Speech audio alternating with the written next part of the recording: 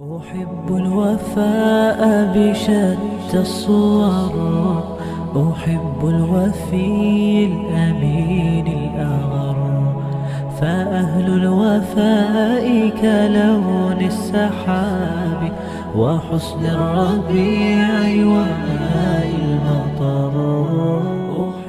إن الحمد لله والصلاة والسلام على رسول الله أما بعد। প্রিয় দেশবাসী, এই ভূখণ্ডের বর্তমান পরিস্থিতির প্রেক্ষিতে বিশেষ একটি বক্তব্য নিয়ে আপনাদের সামনে হাজির হয়েছি। আল্লাহর পথের দায়ীদের দায়িত্ব হল মানুষের সামনে সত্যকে স্পষ্টভাবে প্রকাশ করা, হককে জাহির করা এবং কোনো নিন্দুকের নিন্দার পরোয়া না করা। একই সাথে দায়ীদের দায়িত্ব হল দিগ্ভ্রান্ত অবস্থায় মানুষকে সঠিক রাস্তা চিনিয়ে দেয়া। আমি আমার সীমিত সামর্থ্য অনুযায়ী এই গুরুদায়িত্ব পালনের চেষ্টা করছি। অতঃপর সত্য স্পষ্ট হয়ে যাবার পরও যদি কেউ তা প্রত্যাখ্যান করে, তবে মহান আল্লাহ তাআলার কাছে তাকে জবাবদিহি করতে হবে। আমার প্রিয় মুসলিম ভাই ও বোনেরা, বাংলাদেশের বর্তমান পরিস্থিতি আপনারা সবাই জানেন। খুনি মোদি এবং হিন্দুত্ববাদী শক্তিকে খুশি করতে গিয়ে হাসিনা সরকার হাজার হাজার আলিমকে গ্রেফতার করেছে। বিভিন্ন ইসলামী বক্তা ও দায়ীকে গুম করা হয়েছে, নির্যাতন করা হয়েছে। নির্যাতনের ফলে একজন আলিম মাওলানা ইকবাল হোসেন বন্দী অবস্থায় মারা গেছেন। দেশে এক ত্রাসের রাজত্ব কায়েম হয়ে আছে। গুম, খুন, নির্যাতন ও দুর্নীতি নামের ডাকাতি সীমা ছাড়িয়ে গেছে। একদিকে ইসলাম ও মুসলিমদের আক্রমণ করা হচ্ছে, মিথ্যাবাদী মিডিয়াকে দিয়ে আলিমদের চরিত্র হননের জঘন্য মিথ্যাচার করানো হচ্ছে। অন্যদিকে দেশে জেনা ব্যভিচার, অবাধ যৌনতা, পতিতাবৃত্তি, লাম্পট্য, মাদকাসক্তি অসহনীয় পর্যায়ে পৌঁছে গেছে। দেশের তরুণ সমাজ একদিকে এলএসডি, মদ, গাঁজা, ইয়াবা, অন্যদিকে লাইকি, টিকটক, বিগড় নেশায় আসক্ত। ইমানদার মানুষ এক অনিশ্চয়তার ভেতর দিন কাটাচ্ছে। তাদের মনে প্রশ্ন, এই জুলুমের শেষ কোথায়? এই পরিস্থিতিতে করণীয় কি? মুক্তি কোন পথে আসবে? এই বিষয়গুলো নিয়েই আজ সংক্ষেপে কিছু কথা বলবো। বর্তমান অবস্থাকে বুঝতে হলে ইমানদার মুসলিম আলিমগণ এবং দ্বীনের দায়ীদের উপর হাসিনা সরকার যে তাণ্ডব চালাচ্ছে, এই বিষয়টির বাস্তবতা আমাদের বুঝতে হবে। মূল কথা হলো হাসিনা, তার সরকার এবং তার প্রশাসন হলো ভারতীয় হিন্দুত্ববাদের গোলাম। এই বাস্তবতাকে যে বুঝে না, সে বাস্তবতাকে বুঝতে সক্ষম না। হাসিনা নিজে ভারতের গোলাম, আবার প্রশাসনের ভেতর প্রত্যেক পর্যায়ে আছে হিন্দু ও ভারতীয় এজেন্টদের অবস্থান। মিডিয়া জগতেও রয়েছে তাদের নিয়ন্ত্রণ। বাংলাদেশের ধর্মপ্রাণ মুসলিমরা যখন গুজরাটের কসাই মোদির বাংলাদেশ আগমনে বিরোধিতা করল, তখন হিন্দুত্ববাদী শক্তি খেপে গেল। এই কারণেই তারা তাদের গোলাম হাসিনাকে নির্দেশ দিল আলেম ওলামা এবং দ্বীনের দায়ীদের বন্দী করতে, তাদেরকে কোণঠাসা করতে। আর তাগুত হাসিনা তার প্রশাসনকে দিয়ে সেটাই করেছে এবং করে যাচ্ছে। মূলত এইসব কর্মকাণ্ড হল দিল্লির দাসত্বের ফল। শেখ হাসিনা মূলত এক সুযোগ সন্ধানী রাজনীতিবিদ। সে শুধু ক্ষমতা চায় এবং ক্ষমতাই বুঝে। তার কোনো নির্দিষ্ট আদর্শ নেই, কোনো নীতি নেই। সে পূজা মণ্ডপে গিয়ে দুর্গার বন্দনা করবে, আবার মসজিদ উদ্বোধন করবে। কিন্তু ভারতীয় হিন্দুত্ববাদী শক্তি তীব্রভাবে এই ভূখণ্ডের তাওহীদি জনতা ও আলেম উলামাকে ঘৃণা করে। আর হাসিনা যেহেতু তার ক্ষমতা টিকিয়ে রাখার জন্য ভারতের উপর নির্ভরশীল, তাই ভারতের সব নির্দেশ মানতে সে বাধ্য। ভারতের হুকুমের বাইরে যাবার সাহস ও মুরদ কোনোটাই তার নেই। কাজে আমাদের বুঝতে হবে যে ইসলাম ও মুসলিমদের বিরুদ্ধে তাগুত হাসিনা যে তাণ্ডব চালাচ্ছে, তার মূলে আছে হিন্দুত্ববাদী শক্তি। হাসিনা হুকুমের গোলাম মাত্র। প্রিয় ভাই ও বোনেরা, একই সাথে এটাও বোঝা যাচ্ছে যে তাগুত হাসিনা সরকারের এসব পদক্ষেপ তাদের জন্য ক্ষতিকর হয়ে দাঁড়াচ্ছে। বিগত বছরগুলোতে কওমি সনদ সহ কিছু বিষয়কে ব্যবহার করে এই সরকার দিনদার শ্রেণী এবং আলিম উলামাকে বিভ্রান্ত করতে চেয়েছিল। তারা বোঝাতে চেয়েছিল তারা মুসলিম, তারা ইসলামের প্রতি বিদ্বেষ রাখে না। দুঃখজনকভাবে তাগুত হাসিনার এসব চালে অনেকে বিভ্রান্ত হয়েছিল। কিন্তু এখন আলেম ওলামা সহ সাধারণ মানুষের সামনে এই বিষয়টি স্পষ্ট হয়ে গেছে যে হাসিনা এবং তার প্রশাসন ইসলামের শত্রু এবং মালাউনদের এজেন্ট। মোদির মন রাখার জন্য তারা 20 জনের বেশি মুসলিমকে হত্যা করেছে এবং 2000-এর বেশি আলেম ওলামাকে গ্রেফতার করেছে। খোদ আওয়ামী লীগের লোকজনের মধ্যে যারা বিবেকবান, তারাও এই বিষয়টি উপলব্ধি করে আওয়ামী লীগের কাছ থেকে দূরে সরে আসছে। যে বিষয়টি দীর্ঘদিন ধরে বক্তব্য, লিখনি, ভিডিও ইত্যাদির মাধ্যমে মানুষকে বোঝাতে হতো। ইমানদার মুসলিম ও আলেম ওলামার বিরুদ্ধে চালানো তাণ্ডবের মাধ্যমে হাসিনা সরকার নিজেই তা প্রমাণ করে দিয়েছে। আর এর মাধ্যমে বিশুদ্ধ তাওহীদপন্থী কাফেলার দাওয়াত ও পদ্ধতি যে সঠিক তা প্রমাণ হয়েছে। কারণ দীর্ঘদিন ধরেই আমরা এই বিষয়ে বাংলার মুসলিমদের এবং সম্মানিত আলেম শ্রেণীকে সতর্ক করে আসছিলাম। যে বিষয়ে সতর্ক করেছিলাম তার কিছু বাস্তব রূপ আমরা দেখতে পাচ্ছি। সম্মানিত আলিমগণ এবং তালিবুল ইলমদের প্রতি আমি বলতে চাই, আপনারা দেখতেই পাচ্ছেন দ্বীনের পক্ষে কথা বলা নিয়েই ওদের সমস্যা, মুসলিম পরিচয় নিয়েই তাদের সমস্যা। তাদের সমস্যা কোনো নির্দিষ্ট দল, সংগঠন, মাযহাব, মাসলাক কিংবা মানহাজ নিয়ে না। তাদের এবং তাদের মনিব মালাউনদের সমস্যা ইসলাম নিয়েই। জঙ্গি, সন্ত্রাসী, উগ্রবাদী এগুলো এদের বানানো মিথ্যা লেবেল।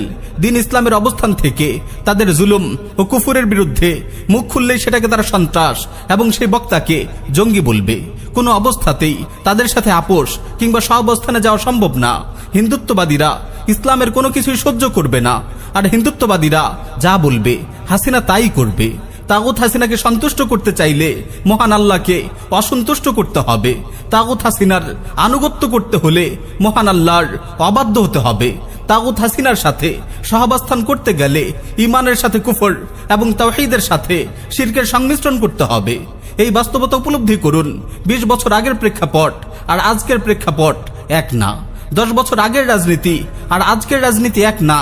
এই বাস্তবতাগুলো বোঝা আমাদের জন্য আবশ্যক। হে আলিমগণ, তাই সাধ্য মতো হক জনগণের সামনে তুলে ধরুন। এটি মহান আল্লাহর পক্ষ থেকে আপনাদের উপর দায়িত্ব। আর যদি কারো পক্ষে হককে স্পষ্টভাবে উচ্চারণ করা সম্ভব না হয়, তাহলে অন্তত বাতিলের পক্ষে সাফাই গাইবেন না, জালিমের পক্ষে বক্তব্য দিবেন না, তাগুতের পাশে অবস্থান করবেন না। কারণ তার পাশে আপনাদের অবস্থানকে পুঁজি করে তাগুত মুমিনদেরকে ধোঁকা দিবে। আমার প্রিয় মুসলিম ভাই বোনদের প্রতি বলতে চাই, মুসলিম ঐতিহাসিকগণ বলে থাকেন, মহান আল্লাহ যখন কোনো পরিণতি চান তখন তিনি সেটার প্রেক্ষাপট তৈরি করে দেন। তিনি মঞ্চ প্রস্তুত করেন বাংলাদেশ এবং উপমহাদেশের গত কয়েক বছরের ঘটনা প্রবাহের দিকে গভীরভাবে লক্ষ্য করলে বোঝা যায় যে মহান আল্লাহ এই অঞ্চলে এক পরিবর্তনের প্রেক্ষাপট তৈরি করছেন, এবং এটা এই ভূখণ্ডেও হচ্ছে। পরিবর্তন আসার একটি শর্ত হলো সত্য স্পষ্ট হয়ে যাওয়া, ঈমান ও কুফরের ঘাঁটি আলাদা হওয়া, মুমিন ও মুশরিকদের তাবু আলাদা হয়ে যাওয়া। বাংলাদেশে এই মেরুকরণটি ঘটছে। একদিকে ওইসব মানুষ জড়ো হচ্ছে যারা দ্বীন ইসলামকে আঁকড়ে ধরতে চায়, খোদ আওয়ামী লীগ থেকে বের হয়ে মানুষ ঈমানের দলে আসছে। অন্যদিকে জড়ো হচ্ছে কাফির, মুশরিক এবং তাগুতের অনুসারীরা, ওইসব মানুষ যারা নিজেদের খেয়াল খুশি এবং কামনা বাসনাকে ইলাহ হিসেবে গ্রহণ করেছে। বড় পরিবর্তন আসার আগে এই ধরনের মেরুকরণ আবশ্যক। আর মহান আল্লাহর কি কুদরত, তাগুত সরকার নিজের হাতেই এই মেরুকরণ ঘটাচ্ছে, এই মেরুকরণের গতিকে তীব্র করছে। আমার প্রিয় ভাই ও বোনেরা, তাই হতাশ হবার কিছু নেই। জুলুমের মাত্রা যত বাড়ছে ততই পরিবর্তনের পদধ্বনি জোরালো হচ্ছে। তাগুতের একের পর এক ভুল পদক্ষেপের পরই পরিবর্তন আসে, বিপ্লব আসে। তাই সাময়িক কষ্ট হলেও আমাদের দায়িত্ব হলো সবর ও হিকমার সাথে পরিস্থিতিকে কাজে লাগানো। একই সাথে আমাদের দায়িত্ব হলো বন্দী আলিম ও দাঈদের পক্ষে কথা বলা, তাদের ও তাদের পরিবারের পাশে দাঁড়ানো। আমরা পাশে দাঁড়ালেই তারা হককে আরো জোরালোভাবে তুলে ধরতে পারবেন, আর তারা হক প্রচার করলেই দিগ্ভ্রান্ত সমাজ আলোর দিশা পাবে। তাই তাদের পাশে দাঁড়াতে হবে। নিজেদের মধ্যে সংকীর্ণ দলবাজি এবং অপ্রয়োজনীয় তর্ক থেকে বিরত থাকতে হবে। দিন কায়েমের সংগ্রামে যুক্ত ভাইদেরকে আমরা বলতে চাই, দিন ও কওমের খাতিরে এখনই সময় সম্পূর্ণভাবে নিজেকে দাওয়া ও প্রস্তুতির ময়দানে নিয়োজিত করার, উপযুক্ত পরিস্থিতিকে কাজে লাগিয়ে এই বাস্তবতাগুলো মানুষের সামনে তুলে ধরার। তাই আমাদেরকে বিশুদ্ধ তাওহীদ, শরিয়া প্রতিষ্ঠা, আল ওয়ালা ওয়াল বারার দাওয়াকে ব্যাপক করতে হবে। কোনো দল বা সংগঠন না, তাওহীদ, জিহাদ এবং মিল্লাত ইব্রাহিমের দাওয়াকে সকলের কাছে পৌঁছে দিতে হবে। দ্বীনি বিপ্লবের জন্য আত্মত্যাগ ও কোরবানির মনোভাবকে সর্বাত্মকভাবে আঁকড়ে ধরতে হবে। বিজয় সাহসী ও আত্মত্যাগীদের জন্যেই।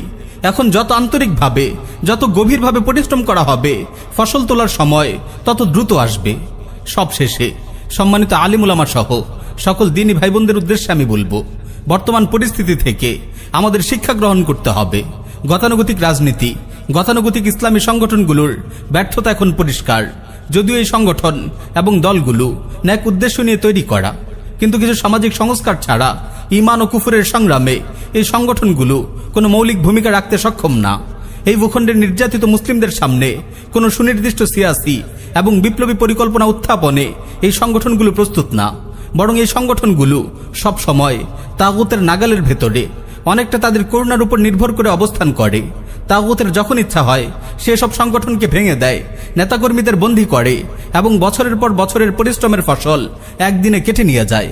কাজে এই ভূখণ্ডের মুসলিমদের নবজাগরণের জন্য ইসলামের বিজয়ের কাজে যদি আমরা সামিল হতে চাই, তাহলে এমন কাফেলায় যুক্ত হতে হবে যাদের উপযুক্ত পরিকল্পনা ও পদ্ধতি আছে, যারা হকের সাথে আপোষ করে না, যারা নববী মানহাজ অনুসরণ করে। একই সাথে আমাদের ওইসব ভুল পথ থেকেও সতর্ক হতে হবে যেগুলো আমাদের কেবল তিক্ত স্বাদ আস্বাদন করাবে।